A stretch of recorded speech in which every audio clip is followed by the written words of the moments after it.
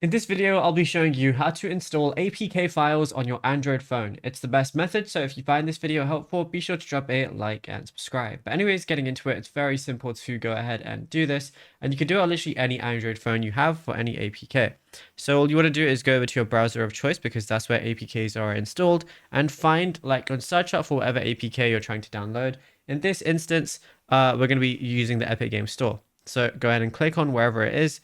I'm going to press install on Android, and then mine's currently already installed. So basically, whenever you try and install an APK, I'm just going to go ahead and type in APK install right here. So we can just download a random one right now. So all I want to do is press accept, and then I'm going to see download on the very bottom. Now it says file won't be harmful. It always says that for APKs. It says, do you want to download this? Then just go ahead and press download anyway. It's going to be downloading the file. And if you want to know exactly where it is, all you got to do is go over to your files application. And then all you're going to see is install files as one of them. So go ahead and click on that. And then over here, I can open up the installation. Now, if you found this video helpful, be sure to drop a like and subscribe, and check out our other tutorials that we've been posting on the channel as well.